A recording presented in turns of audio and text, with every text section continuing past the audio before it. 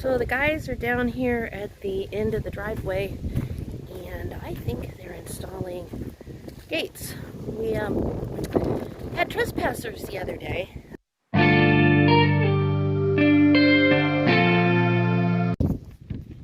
Hey guys, Sue, Central Highlands Homestead. Today I am taking an opportunity to sit out in the sunshine. It rained almost the whole holiday weekend, and this is our first opportunity to get out in the sunshine and kind of enjoy things, listening to the wind through the trees, which is really fun. I'm very excited to have trees around. Anyway, I had been in cleaning the new house up and trying to get things organized so that when I can get started on that, installing the stove. So, but I had to clean and tidy. We don't have a lot of storage for everything that we brought with us. We're working on it. We're getting things put up into the lofts and stuff, but it's a process. Anyway, so I thought, come outside and enjoy some sunshine. And I had been reading an article that I found in a Mother Earth News magazine. I will cite the sources and get you a link to that in the comments below. But in the article, it was talking about what constitutes a tiny home. And they were saying that the average American home is anywhere from 1,200 to 2,000 square feet. A tiny home is set apart by it being anywhere from 500 square feet to 1,000 square feet. And then a tiny home is 224 to 500. So after doing the math, I wanted to share with you guys that apparently we live in a tiny home, because we are at 476 square feet. If you disclose or take the porch off, which is 84 square feet, the actual living space is only 497 square feet. So we're just under the tiny house.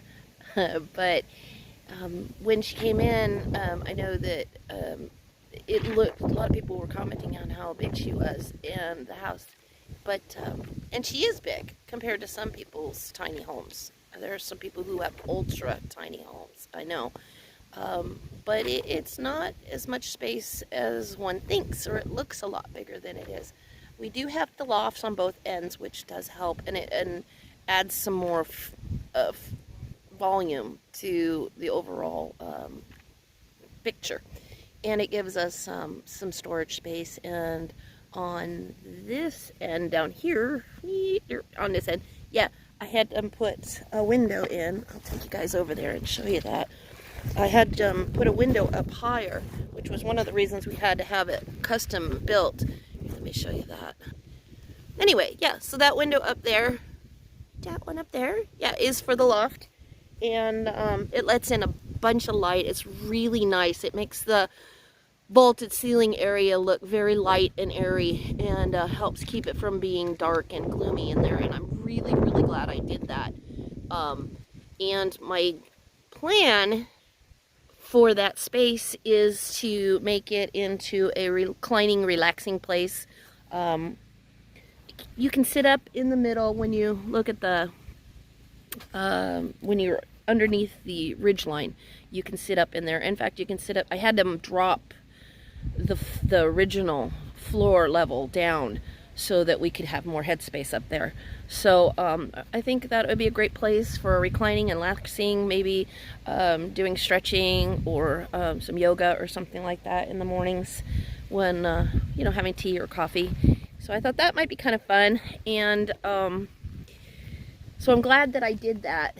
And then we are going to eventually put on this side a deck, and then right here in the middle I want to put some French doors so that they come out onto the deck in this area here, and then with some other staircase coming out so that we can, and then maybe make this space in here to a garden. So that's the plan so far. We'll see. It's going to take a little while. It all costs money, but we're working on it. So anyway, that's what I've been doing this morning, and doing research, cleaning, and just enjoying being out here where it's quiet and I can hear nature. I will show you guys something. Right now it seems kind of fun and novel. Somebody last night was trying to get into my canyon cooler. I don't know if it was a possum or a raccoon, but excuse the generator. Running the generator to charge phones right now. So anyway, but that's what's going on here at the cabin, and we need to go down the road, the driveway, and see what the guys are up to, because they've got a project going on too. So let's go check in with them. So the guys are down here at the end of the driveway, and I think they're installing gates. We had trespassers the other day. Not malevolent or causing any harm, but it was very odd to have someone knocking on our door, considering we have such a very long drive, and to have them come up and knock on our door was a little disquieting. So we went ahead and decided that we were going to go ahead and put up some gates. So I think that's what the guys are doing. Is that what you're doing, guys? Putting in gates and posts?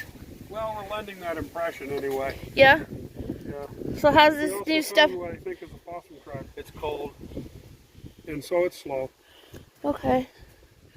Well, so we're trying this new foam cementy stuff. It's a polymer, yeah, that apparently is supposed to set up quicker than cement and be better for winter use than cement. And since it has been cold, we thought we'd give this a try. But Shaun says that it's taking a while, huh, Shaun? Yeah, it is. It's being cold. Yeah. Being cold. Well, you know, I guess it's better than... do you want me to get the level? That would be nice if we had it. Yeah, I could go do that. That'd be good. I'll be right back. So, having retrieved the level in my attempt to be helpful. So on this stuff, on this foamy stuff, did it just come out of the bag? Did you have to get it wet? Did you squeeze it? How? It's a two-part thing you mix together. Can you backfill that to people? So apparently this foam stuff, let me get my shadow out of the way. Guys are saying that it's like a two-part epoxy. The bag has two chambers, and then they mix it together, and then you pour it in. And when it's not real cold, it foams up, and when it's real cold, it kind of fizzles up. Well, that's kind of cool, though. At least it's working. I mean, you'd be here for a week of Sundays if we'd been using cement. You think? Well, that is, according to this, that's where it all needs to be. Right there? Yep. Okay, so this is going to be one of the main gate posts. Right there. And then they'll be setting another one. Pardon me. While I come around here. Yeah. So they're going to be setting the other one, obviously, on this side, because, you know, we're going to do 2 8-foot gates. I like the double gates because, one, it doesn't put, if you do a large one, it puts a lot of pressure on one pole to try to hold it up, and then usually winds up sagging. Also, I can open one side if I only need one side, instead of having to try to open 2 sides, or one big one. If I only need 8 feet, I can open one 8-foot gate. Also, I think it looks better, in my opinion. It's just personal tastes. But that gives me 16 feet down the driveway, so that if we need to bring in heavy equipment or a big truck, we can do that still. So that's what I had in Arizona, and it worked out really good for us. So we went ahead and bought some new gates, and we're going to hang some pretty new green gates here, so that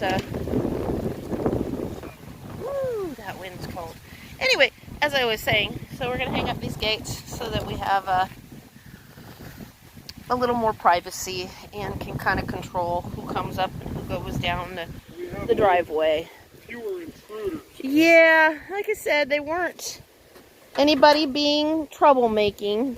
But it was a little bit disquieting to have someone come down the drive without being invited. So that's what the guys are doing today, and then a little later on we're going to have to go to town and get hay and water.